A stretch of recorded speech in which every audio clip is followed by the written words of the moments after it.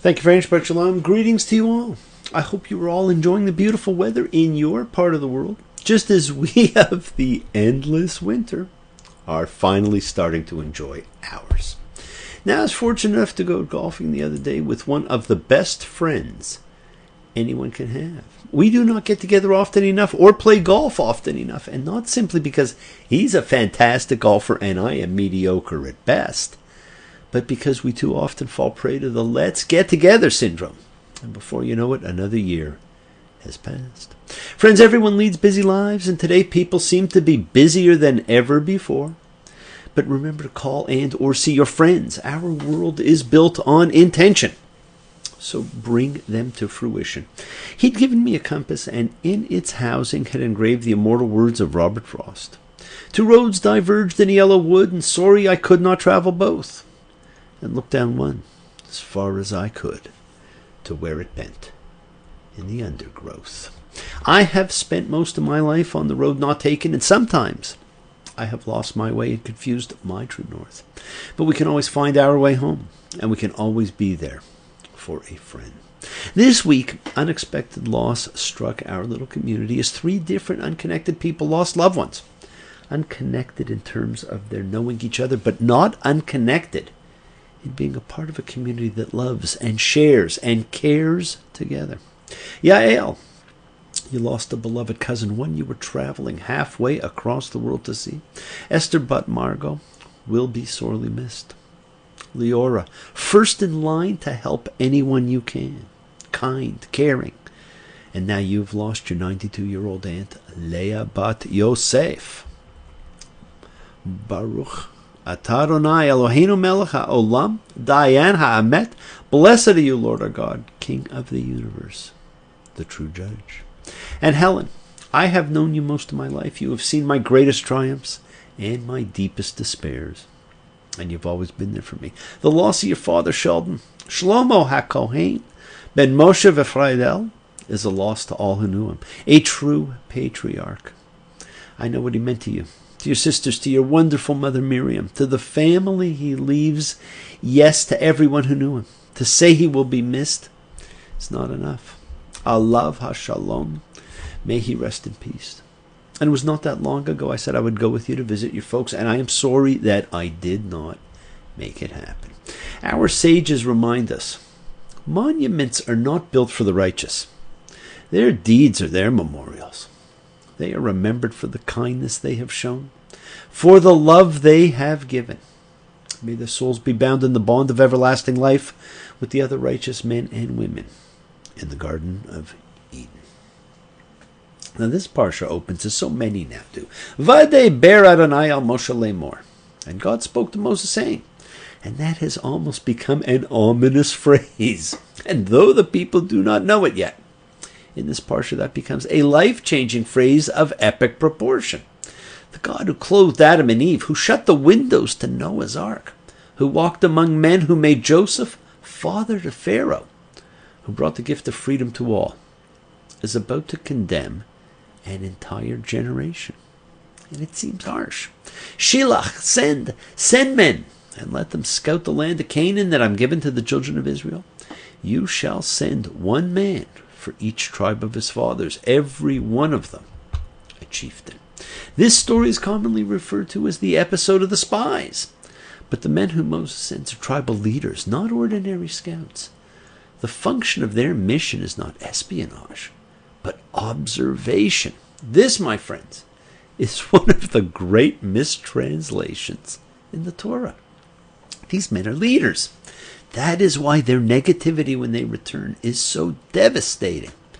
It's not just a disappointing piece of intelligence. It seems today we've gotten quite used to that. No, this story is the story of failure to lead and failure to encourage. It is the failure of command. It is about the ability to lead, about who we follow, about who we ourselves lead, about our intent, and about our ability to face our fear. As Maxwell Smart, secret agent 86 would say, sorry about that, Chief. You will read it and see. These are not very good spies. They are much more Maxwell Smart than James Bond. Now, they did observe a land that truly was flowing with milk and honey, and was everything that they'd been promised. But their fear overtook them. We read in Numbers 13:22 two very interesting things. And they went up in the Negev, came to Hebron, and Ahiman, Sheshai, and Talmai, the offspring of the giants, were there. Now, first, it brings us back to Hebron, the site of Abraham's greeting the three angels, where he first spoke with God, and where the matriarchs and patriarchs are buried. Second, it takes us back to the mythical, lightly passed over section 6 of Genesis, with the story of the giants and their descent from the angels. But friends, more than anything, it particularly symbolizes that this is a return home, back to Hebron. And they came back from scouting the land at the end of 40 days. Now, they reported stalks of grapes that took 2 men to carry, that the land was flowing with milk and honey, and everything was great. Nonetheless, the people who live in the land are strong, and the cities are fortified very big. And also we saw the offspring of the giants there. And then they embellished the story a little, and they add that the people were stronger than they, the land would eat them, and the giants make them look like grasshoppers. And so the people, all the children of Israel, complained at Moses and Aaron, and all the congregation said to them, "If only we had died in the land of Egypt, or in this wilderness, if only we had died. Oh, woe is me." Time for a complaint, my friends. Now, have you ever heard the expression, "Be careful what you ask for"? Well, friends, they get their wish. None of this generation, the closest to God of all people of all time, the witnesses to the Epiphany, the daily miracles, the power, are condemned to death for their belief instead in fear. Fear makes us question. It makes us panic. It makes us project negative thoughts and bring them to life. It is Egypt and Mitzrayim, confinement, your Pharaoh. It is our own judgment city. What, my friends, are the things you still fear? It is why Passover was the dominant holiday to biblical man, and we have forgotten. Nothing is more important than freedom. And God says, "How long will they not trust in me, with all the signs that I've done among them?" Now, why in fact do the people not trust? Why are they still afraid and doubtful? They've seen their God handle Egypt, the major power of the world. Why would they doubt that he can handle the Canaanites? They've seen him manipulate the whole of nature, with the 10 plagues and the splitting of the sea. They have seen water come from a mountain crag. They've heard God's voice from the sky at Sinai. They are eating miraculous manna every day. They've just miraculously been provided with quail to eat, all they can eat. Even as they complain in this moment, there is a miraculous column of cloud and fire right in front of them. Why are they afraid? What was true, my friends, when they left Egypt is still true. They are still slaves in their hearts. God decides to kill everyone. I'd start again with Moses, but Moses suggests that it is more powerful to be merciful than to punish. Now, in some circumstances, compassion is weakness. In others, it requires great strength. Abraham had made no difference in the Sodom and Gomorrah bargain, but Moses here, he's pictured as actually making a difference in a divine decision and in the fate of the people, and he does it by appealing to God's ego. What will the world think if you went to the trouble of freeing these people from Egypt and had to kill them instead of deliver them to the land you promised? So he's basically saying to God, were he now to destroy the Israelites, the effect would be to unravel the great complexity of the Exodus by encouraging the nations to question whether the Lord has any real power. The ego of man projected right on to God. Wow, I'm surprised he didn't ask God if God wanted to share in the fun of painting a fence. So God says, say to them, "As I live, the Lord declares, just as you've spoken in my ears, that is what I will do to you. In this wilderness your corpses will fall, and all your reckoned ones, from 20 years old and up, for you have complained against me. You shall never come into the land about which I lifted up my hand, vowing to make you dwell within it. And of course, all your reckoned ones means the incredible census conducted at the beginning of this book with so much fanfare about to be undone. Now, the people bring about their own fate. It's another case of ironic divine punishment to suit the crime. They could have had the land and lived, but they were afraid and said they would die, and their children would be made captives. So now they will in fact die, but their children will live and one day be free in the land. This is the most dramatic demonstration yet of the people's persistent slave mentality. I and I, in creation where one's nature neither honors nor forgives. I and I, one say to the other, no man sees my face and lives. My friends, Judaism and subsequently Christianity and Islam are based on your intention, kavanah. If you are fear-based, you will not get very far. You imprison yourself by thought.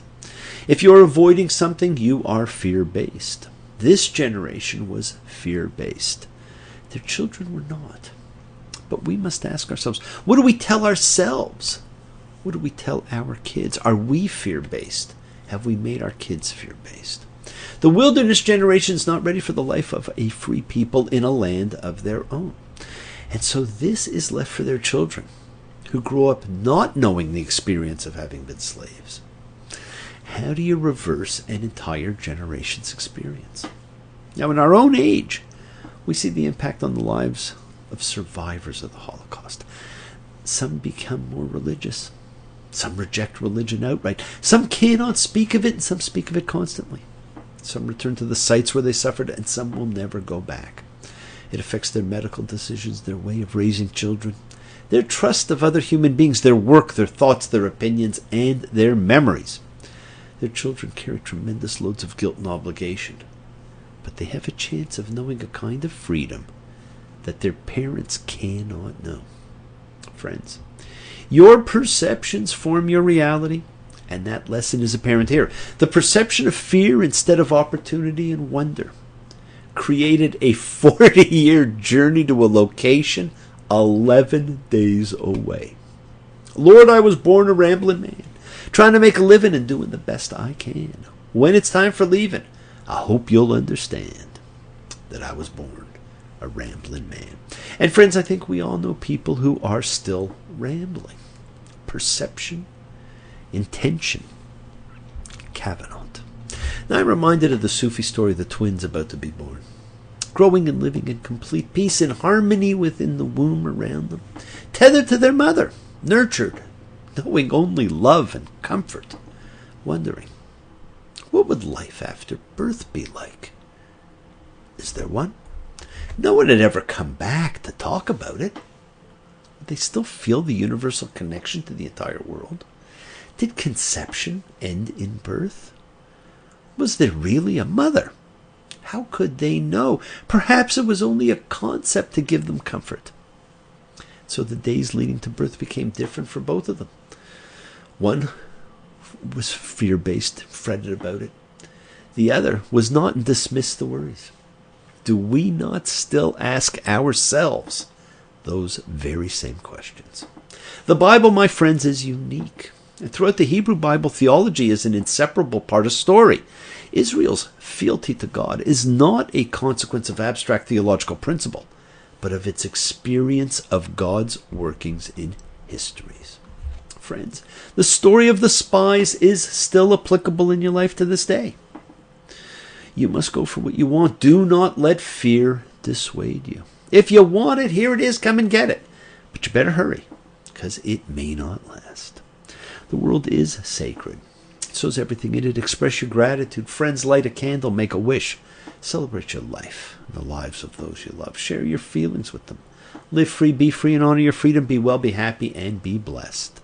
Share and honor the light, and all who live in the light and continue to shine. Continue to send everyone you know goodwill and love. Pray for peace and freedom for everyone, and end to terror and hatred. Took an untrodden path once, where the swift don't win the race. It goes to the worthy, who can divide the word of truth. Took a stranger to teach me to look into justice's beautiful face, to see an eye for an eye, and a tooth for a tooth. And remember, friends, we are a community. We learn together. We celebrate each other. We love each other. Helen, I am with you. Thank you all. Love you. See you all next time. Wishes do come true. Send all the goodwill you can to all these people who've suffered their great losses. Bless you all. Shabbat Shalom.